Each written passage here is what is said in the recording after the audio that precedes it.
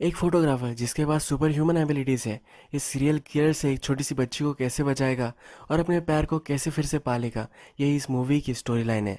आज की movie world of silence ये 2006 की कोरियन मूवी में आपको एक्सप्लेन करने वाला हूँ। ये एक मिस्टीरियस थ्रिलर मूवी है, तो चलिए शुरू करते हैं। मूवी स्टार्ट होती है और हमें टैलेंट शो का एक सीन दिखाया जाता है। यह एक लड़का इस टैलेंट शो में जाने वाला होता है, उसके पास एक स्पेशल एबिलिटीज होती है। नेक्स्ट सीन में हमें दिखता है कि एक लड़की इस लड़के को देख रही होती है। टीवी पर जब ये अपनी एबिलिटीज रिप्रेजेंट करता है तो सब लोग इसकी वाह कर रहे होते हैं। तुम्हारी एबिलिटीज को देखकर ऑडियंस ने तुम्हारे लिए एक निकनेम रखा है, क्या तुम्हारा कोई निकनेम है? ये लड़का कहता है कि मेरी फ्रेंड ने मुझे एक निकनेम दिया था। ये जो लड़की है ये इसकी ही फ्रेंड है। ये दोनों इसका निकनेम पुकारते हैं, इसका निकनेम मॉन्स्टर होता है। और इसके बाद ये लड़की टीवी देखते हुए अपने आप को फांस लगा लेती है। ये लटक जाती है और खुदकुशी कर लेती है। इसके बाद 15 साल गुजर चुके हैं, ये हमें दिखता है। ये जो लड़का था ये अब फोटोग्राफर बन चुका है। इसका नाम जॉन है। जॉन की फ्रेंड मर गई, उसके बाद वो 15 साल तक इस कंट्री में नहीं आया था। वो पहली बार 15 साल में अब आ चुका है। इसके बाद नेक्स्ट सीन में हमें दिखता है कि एक पुलिस ऑफिसर जिसका नाम आर्थर है, ये पुलिस स्टेशन में है। उसका जो सुपीरियर है ये बहुत ही लेजी है, इसलिए इसे डांट रहा होता है। एक चोर है जिसको आर्थर को पकड़ना है पर उसे पकड़ नहीं रहा। इसे वो गेम्स खेल रहा है पर इसके सुपीरियर को अच्छा नहीं लग रहा। इसका सुपीरियर इसे काम करने के लिए बोलता है। नेक्स्ट सीन में हमें दिखता है कि जॉन एक घर आ चुका है। ये जो घर है इसने रेंट किया होता है।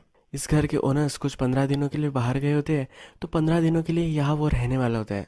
ये एक फिनोमिनल फोटोग्राफर होता है। अब नेक्स्ट सीन में इसने जो सब फोटोज ली होती है एक मैगजीन वाली को दिखा रहा होता है। इस मैगजीन वाली को इसकी फ़ोटो बहुत ही पसंद आते हैं। ये कहती है कि नेक्स्ट मंथ तक तुम अगर यहाँ रुके तो हम तुम्हें बहुत ज़्यादा पैसे दे सकते हैं। जॉन सोलो काम करता है, बस सिर्फ इनके लिए वो काम करे, इसलिए उसे हायर करना चाहते हैं। जॉन इस पर कुछ नहीं बोलता क्योंकि इसे इस कंट्री में नहीं रहना। नेक्स्ट सीन में हमें फिर से आर्थर दिखाया गया है।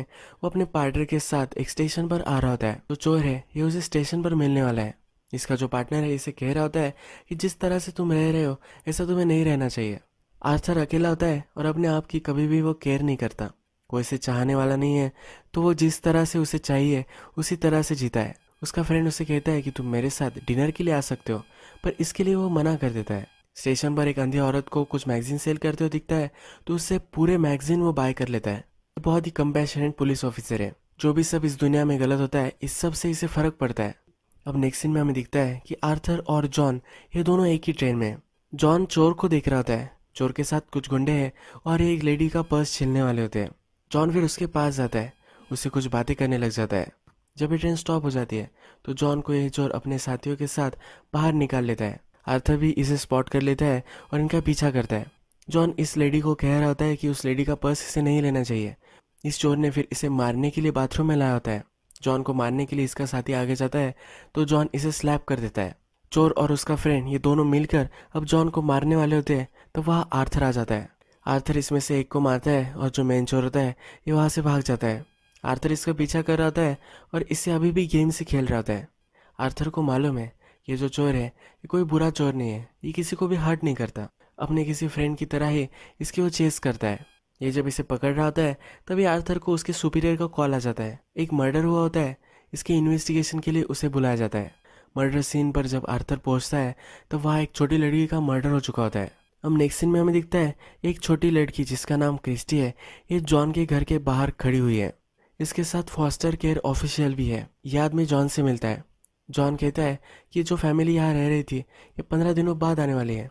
एंड जो क्रिस्टी है इसका ख्याल ये फैमिली रखने वाली थी। फॉस्टर केयर वाला उसे कहता है कि जो सिचुएशन है ये बहुत ही कॉम्प्लिकेटेड है। ये फॉस्टर केयर वाला उसे कहता है कि जो लड़की है इसके पास जाने के लिए कहीं भी नहीं है। अगर तुम इसे 15 दिनों के लिए रख लो तो बहुत ही सही होगा, ये तुम्हें ज़्यादा ट्रबल भी नहीं करेगी। जॉन भी इसके लिए अब मान जाता है। नेक्स्ट सीन में हमें आर्थर क्राइम सीन की फोटोज देखता हुआ दिखता है। क्राइम सीन होता है, यहाँ पर एक डॉल होती है। उसका फ्रेंड उसे कहता है कि जो लड़की मरी थी उसे पहले ड्रग किया गया था। एक रेयर मशरूम होता है जिससे ड्रग्स की तरह इफेक्ट आता है, ये उसे खिलाया गया था। आर्थर को लगता है कि ये तो अभी शुरुआत है, यहाँ और भी मर्डर होने वाले हैं। इसके बाद नेक्स्ट सीन में हमें जॉन का पास दिखाया गया है। जॉन के स्कूल में एक नई लड़की आई थी। मूवी के फर्स्ट में हमने देखा था कि इसी लड़की ने सुसाइड कर लिया था। पहले दिन पर किसी से भी बात करने से डर रही थी, पर ये फिर जॉन के पास आकर बैठ गई थी। जॉन इसे देखते ही लाइक करने लग गया था। इन दोनों में अच्छी सी फ्रेंडशिप तभी से हो गई थी। उसकी जो सब इसके साथ मेमोरीज होती है ये वो सपने में देख रहा होता है। क्रिस्टी देखती है कि जॉन अपनी कुर्सी पर ही सो गया है तो उसके लिए ब्लैंकेट लेकर आती है। नेक्स्ट दिन जब आता है तो ब्रेकफास्ट के लिए जॉन सिर्फ स्नैक ही लाता है। ये लड़की कहती है कि तुम्हें ज़्यादा हेल्दी खाना चाहिए। जॉन ने कुछ भी सुना नहीं, इस तरह से वो उसको इग्नोर कर देता है। हम नेक्स्ट सीन में हमें दिखता है कि आर्थर और उसके बॉस को और एक लाश मिल चुकी है। इस मर्डर्स का अब पैटर्न उभर कर आ रहा है। ये एक सीरियल किलर का काम है, अब इन्हें पता चल जाता है। क्रिस्टी से मिलने उसके पहले जो फॉस्टर केयर में उसका ख्याल रखने वाली जो होती है वो आती है। इसका नाम एलेना होता है। एलेना फिर क्रिस्टी के बारे में पूछती है, वो कैसी है, उसका हाल कैसा है, ये सब उससे पूछती है। क्रिस्टी कहती है कि जॉन मुझसे ज़्यादा बातें नहीं करता, वो हंसता भी नहीं और कभी कभी मुझे आंसर भी नहीं करता। एलेना उसे कहती है कि उसे ऑकवर्ड महसूस हो रहा होगा। क्रिस्टी ज़रा नाराज़ होती है तो उसे वो चीयर अप करती है। एलेना कहती है कि क्या इस तरह से तुम अपनी मदर से मिलने वाली हो। क्रिस्टी की जो मदर होती है ये हॉस्पिटल में होती है, ये कोमा में होती है, इसी वजह से क्रिस्टी का ख्याल नहीं रख पाती। क्रिस्टी के फादर मर चुके होते हैं, इसीलिए इसे फॉस्टर केयर में रहना पड़ता है। नेक्स्ट सीन में हमें जॉन सिटी में घूमता हुआ दिखता है। वो इंस्पिरेशन ढूंढते ढूंढते सिटी में अलग अलग स्पॉट पर आता है। एक जगह पर वो जाता है तब एक बच्चा सड़क पर बैठा हुआ होता है। सड़क पर पड़ा हुआ जो खाना होता है वो खा रहा होता है। जॉन फिर उसके पास जाता है, उसे उसके घर पर लेकर आता है। जब वो घर में देखता है तो इस बच्चे की मदर मरकर पड़ी हुई होती है। इस मदर का खून इसके फादर ने ही किया है, तो यही वो रुकता है। पुलिस को कॉल लगाता है। पुलिस में आर्थर जब वहाँ पहुँचता है तब यह सिचुएशन खराब हो चुकी होती है। जो फादर था इस घर में पहुँच चुका है, उसके हाथ में नाइफ है। ये कह रहा है कि मेरे बच्चे को मैं नहीं छोड़ सकता, अपने बच्चे को अपने साथियों से रखना है, तो इसीलिए एक चाकू लेकर वो अपने बच्चे के गले पर रख रहा होता है, यानी कोई उसे अरेस्ट ना कर पाए। जॉन नेगोशिएट कर रहा होता है। आर्थर जो जॉन को यहाँ दिखता है तो आश्चर्यचकित होता है। जॉन फिर इस फादर को समझाता है। वो कहता है कि मुझे मालूम है कि तुम इसे अच्छी लाइफ देना चाहते हो, पर ये इम्पॉसिबल है। क्या तुमने देखा था किस तरह से ये रह रहा था।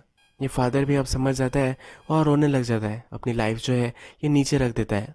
जॉन रात में एक बार में आता है। आज उसे अपनी जो फ्रेंड है इसकी बहुत ही याद आ रही होती है। एंड फ्लैशबैक में इन दोनों का सीन दिखाया जाता है। जॉन और उसकी फ्रेंड छत पर है। उसकी फ्रेंड आज बहुत ही डिस्टर्ब है। ये इसे पूछता है कि क्या हुआ है। ये उसे कुछ भी बता नहीं होती, तो ये कहता है कि तुम्हें मालूम है कि मैं पता कर सकता हूँ।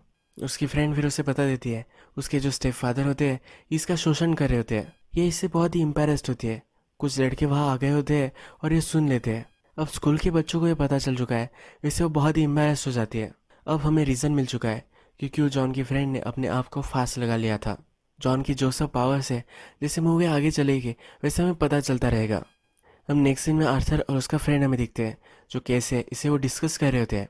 क्या सिमिलरिटीज़ है ये वो चेक कर रहे होते हैं। सोचते सोचते इन्हें पता चल जाता है कि जो सब छोटी लड़कियां मर रही है ये सब फॉस्टर केयर की है। इनके जो पेरेंट्स हैं ये मर चुके हैं। नेक्स्ट सीन में हमें दिखता है कि रात में बहुत ही देर में जॉन घर पर आता है। क्रिस्टी उसे देखने के लिए आती है। तब जॉन को इंजरी हो चुकी होती है। तब जॉन छोटे लड़के को उसके फादर से बचा रहा था तो उसके फादर ने इसका हाथ काट दिया था। ये इसके हाथ को सब बैंडेजेस वगैरह कर कर देती है, एक ब्लैंकेट लेती है और उसे पहनाती है। अब नेक्स्ट सीन में हमें दिखता है कि आर्थर और उसका फ्रेंड एलेना के पास आए हुए हैं। जो सब फॉस्टर केयर में लड़कियां हैं इन सब के नाम वगैरह वो उसे दे देती है। जब ये दोनों जा रहे होते हैं तो क्रिस्टी का भी उसे पता दे देती है। क्रिस्टी के साथ एक मिस्टेक हुई थी जिसकी वजह से वो दूसरे आदमी के साथ रह रही है। ये सब इन्फॉर्मेशन ये अब आर्थर को दे देती है। आर्थर का जो शक होता है ये फॉस्टर केयर के ऑफिशियल पर ही होता है। जो आदमी क्रिस्टी को जॉन के यहाँ छोड़ने के लिए आया था, इसे लगता है कि यही सीरियल किलर है। आर्थर फिर इसके घर पहुंच जाता है। घर में छानने के बाद इसे पता चलता है कि ये जो आदमी है इसकी लड़की मर गई थी। इसकी वाइफ ने भी इसे डिवोर्स दे दिया है। जब आर्थर सब इन्वेस्टिगेशन कर रहा होता है तो उसे जॉन पर भी शक जाता है। जहाँ पर भी क्राइम हो रहे थे वहाँ 2 बार उसने उसे देखा था। पहली बार चोर को पकड़ने को गया था तब वहाँ उसे देखा था, और नेक्स्ट टाइम एक आदमी ने अपनी वाइफ को मार दिया था तभी उस क्राइम सीन पर यह था।